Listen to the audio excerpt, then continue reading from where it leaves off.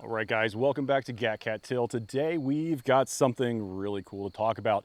Now, if you haven't noticed with my AB cans and the AB suppressor love, I kind of have an affinity for reflex designs. And reflex isn't anything new. It's been around since the Vietnam era when they were using these long boy suppressors that were over the barrel to really try and get the max suppression with the minimum length added to the barrel.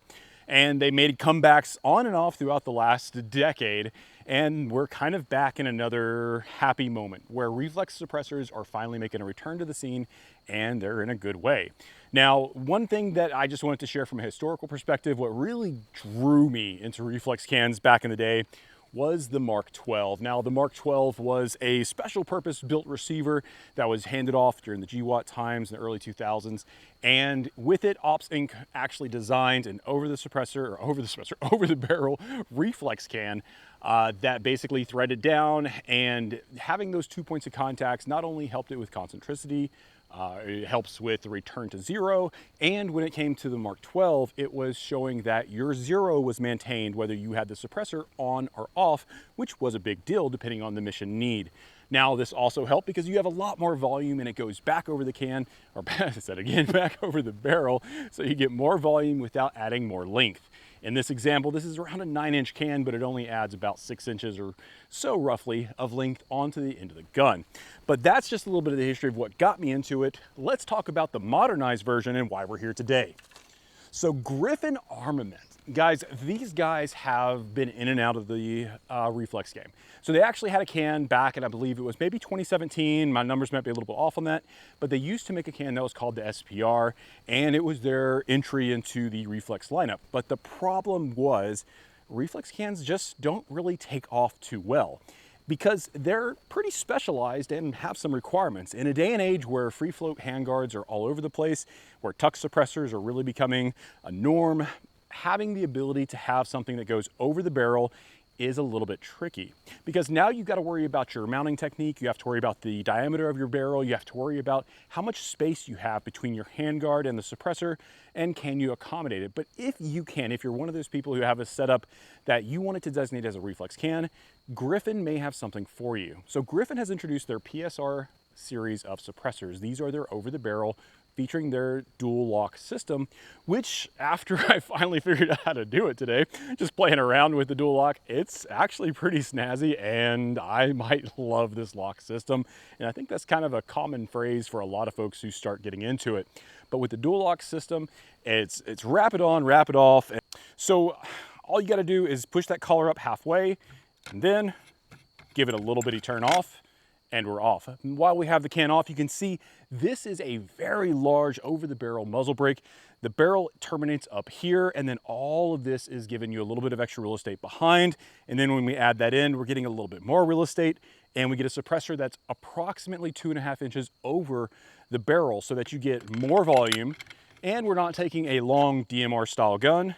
Just give it a little bitty touch there, and then we just click it, and now we're set into place. But what we're doing is we're able to take a gun that may be too long for some scenarios and give it a good length suppressor to add all that volume without adding much to the barrel. Now again, we've done this before and we feature this quite a bit, but this is our AB reflex. So this is the AB Raptor 10 stack, 7.62 or the 30 caliber. And you can see that you've got just a chamber and it's a direct thread, and it's just to give you some contrast and comparison. Now, what makes the Griffin so special and why I think I may love it a little bit more is because with the Raptor, and even with the extra volume and the length of the reflex, you still have quite a bit of back pressure. But the Griffin PSR-7 actually has a special flow-through design on your baffle stack inside, and on the end cap, optimized for flash suppression, you also have some cutouts that are actually for flow through as well. So this is going to allow more gas to again stay turbulated inside of the can so that it slows down and makes it to where you don't get that sonic boom as much and you get a little bit quieter experience, but then you still get a little bit easier output from the gases, which allows it to have less gunk blowing back into your gun. And that's what we're going to talk about next. So today's host that we're investigating is our scar17S. Now, yes, for all of you people out there, there are some things we want to talk about. One, FN, why did you take it away from the civilian market? Why? I know you're coming out with something better or newer and maybe better, but the scar17 is a legend, and it brought a lot of people from the video game industry, in all reality, into the gun ownership industry because they wanted to own one of these. So it is kind of a sad day to think about the scar being removed. But let's go ahead and talk about one more thing that makes us sad FN. By putting this suppressor on your scar17, you have effectively killed your warranty. Now, I don't care about warranty in this case. I care about suppression. I care about being able to not have ears. I care about not disturbing the wildlife, the neighbors, whatever it may be. So I'm gonna suppress my rifle, and I really wish you guys would adapt to that. Now, with the FN SCAR, or the scar17S, you do have a piston system in the very front, and we're able to adjust our gas. Now, when I originally got this guy, I was running a moderately high back pressure can, so I was able to get some gas jets from the folks over at Parker Mountain Machine.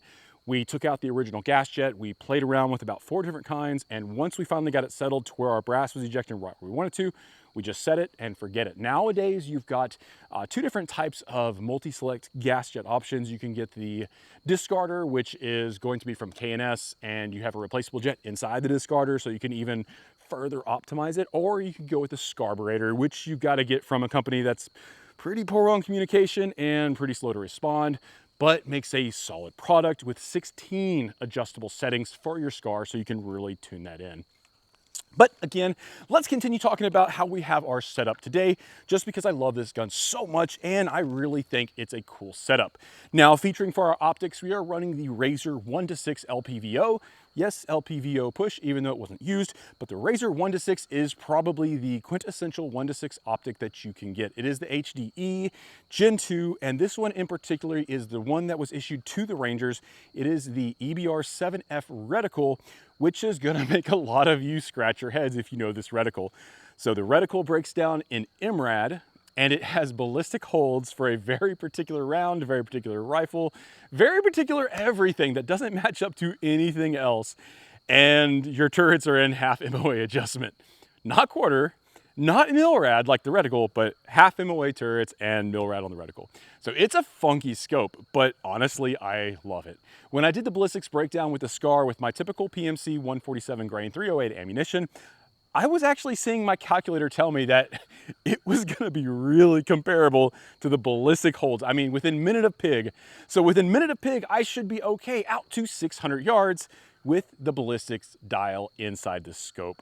Now, on top of this, because we run night vision, as you very well know if you've been around the channel for a little bit, we're actually running a Acro Reptilia mount, and honestly, it is such a beautiful piece of engineering to have this up here. Now, for the Acro footprint, we are actually running a Griffin Micro Dot. Now, I know that a lot of these mailbox optics have been manufactured by quite a few companies. You could say even they're from the same Chinese factory, but I have to tell you, the Griffin Green Dot is absolutely gorgeous under night vision, performs extremely well across a plethora of different rifles that I have ran it on. I have tried to kill this thing on a 5.5-inch AR, my PDX SD that you guys have seen on this channel a lot. In fact, you've seen this optic quite a bit. I run it on, or not this one, but I run a different one on my GHM9 SD from B&T, and honestly, it's just been a wonderful optic. And if you go right now to the Black Friday sale from Griffin, you can pick these optics up pretty stinking cheap, and honestly, I think they're quite worth it. But today we are talking about the can, and we don't want to just talk about it, we want to hear it because that's what a suppressor is all about. So before we lose any more light, let's go ahead, get set up, let's get rounds down range, let you hear it. All right, guys, so it's a suppressor video, and I've got to have sound quality. Now, we typically do a sound signature, but I'm going to save that for a different video where we get a little more in depth. This is kind of just a first round shots, first introductions, how's it doing? Now we did a 0 on this guy. We're confident all the way out to 200, 260, 100, whatever we want to hit. So what I plan to do is I want to just take some shots into the dirt. We're going to let you see how it sounds. We're going to take a shot at maybe 260. So let's go ahead and get some rounds downrange. All right. So this is just going to go into ID target dirt.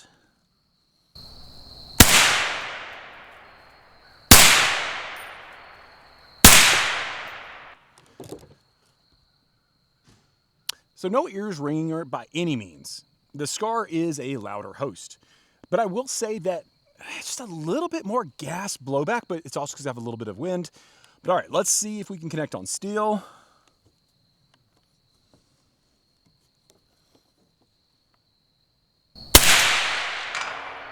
Okay, we've got a good impact down there at 260 yards.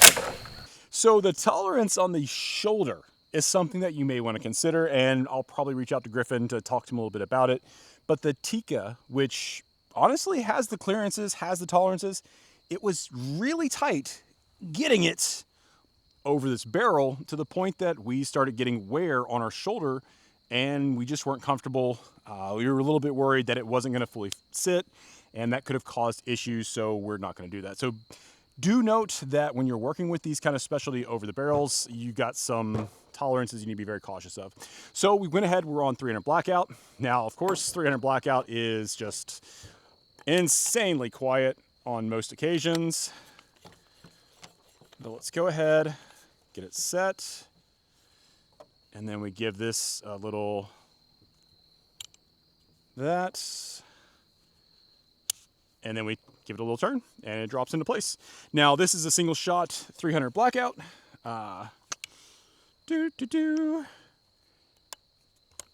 Breakaway. And these subsonic ammos is from the folks over at Phantom Defense. These are 190 grain sub X. And let's just see how it performs with 300 blackout. We're just gonna go into dirt. I mean, let's be honest, 300 blackout is not the most difficult thing to suppress, but some suppressors do have issue with subsonic loads. In comparison, I think this is pretty great. Hit the tree right above a target. Let's go again.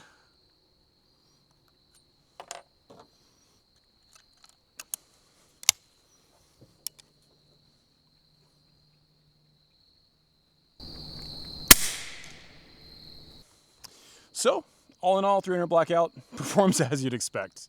It is pretty much Hollywood quiet. You've got a lot of volume to be able to capture those gases, and it just sounds pretty stinking good. But let's go ahead, get some closing thoughts, and explain why I went this way and why you might want to go this way too. All right, guys, so that's your first look at the Griffin, and this is probably a more talking than demonstration, and it's just because we ran out of time. We had a lot of other issues we were facing filming today, so we just are working with what we can, and we're gonna follow up and do more shot comparisons as time goes on, and we are gonna have to address some issues. Like what we learned today is that the muzzle device, while it gives you some good specifications to follow on the internet, they've got basically diagrams. The one thing I don't know if it covered real well is shoulder. So do be careful with your shoulder. Again, our Tikka, it has just a little bit too weird of a taper that it's going against, and it doesn't like it, and it's actually stripping the barrel down. So we did have to stop using that, and we didn't get to include it in our filming. But with the Scar, the other thing about the Scar, so the Scar has no shoulder at all. And they do make devices that are basically little shoulder lines that are going to help you mount a suppressor that is not an official suppressor that's supported by the Scar. And in this case, we did use that shoulder. Now, a buddy of mine put his PSR7 on a Scar with the shoulder, and he actually saw a point of impact shift by about 18 inches. I had him take that off to go back in without it, and he was dead on. Like everything went right back to normal. So you do need to be careful, check your concentricity, do your due diligence, just like any other suppressor. But the reason for this today is, you know, with all this stuff going around from FN, with the Scar being discontinued, I really wanted to start doing more content with the Scar and kind of bring it back to light for the people to have an understanding of what it is, what it offers, just in case you're on the fence about going with a Scar. Now is the time to do it. And if you do go with a Scar, suppressor choice is pretty critical. You don't want to go with anything too high back pressure. The AB Raptor, while it sounds fantastic on most everything it goes on, with the Scar, it does run the bolt pretty fast, and that could cause damage to the upper receiver, which is not good. That is going to be the most expensive part that you have to replace inside of this entire machine. With the Griffin PSR7, we did get gas blowback to the face. I did kind of taste it when the wind was blowing against me. So I do know some gas is coming back, but again, it didn't have the violence of something that was a high back pressure can, and it's not described as a reduced back pressure can to the extent of something like a Huxworks. It's more of a modified baffle system with a modified end cap to allow for their EcoFlow technology, which does give it some reduced back pressure. And for that, you did get a really soft recoil experience in comparison to some of my other options that I've ran. Now, reflex suppressors, I think, are freaking cool, and they're gonna be here to stay, in my opinion. But if we don't, as consumers, go out and get reflexes, make builds specifically for them, manufacturers aren't gonna have the desire to put the R&D in required to actually make them work, because frankly, it takes a lot of work, and Griffin put a lot of years of effort and technology and research into making these things into what they are today. And for that, I'm grateful, because the PSR7 is an absolute gem of a suppressor for the scar17S. And I mean, not only does it sound good, guys, it just looks good as well. And as we know in the tactical industry, looking good is half the part. But guys, if you like this content, stay tuned, because we're gonna do more. Ask questions about the Griffin PSR7 or any of the other reflex systems out there, and we'll cover them in a future video. I do have an idea for next year. For 2026, I do wanna make a series that is basically called Chasing the Sound of Silence, or Chasing Silence, and it's gonna be discovering what it takes to go truly silent on a build. This is gonna be very specific. It's part of the Mark 12 and why we've got that project going. It's part of the stuff that we've got going on with this guy. We do have a gas tuning system coming in to help it out a little bit. We're gonna cover 8.6. We're gonna do more with 300 blackout. And hopefully we're gonna get some more suppressors along the way to do some testing, because as the tax stamp goes bye-bye in January, suppressors are gonna be a hot topic for everybody. And the bigger question will be, what suppressor do you get next? So stay tuned for that. And as always, if you have any questions, leave them in the comments, like and subscribe, because it helps the channel grow and feeds the algorithm to keep us alive. With all that being said, till next time.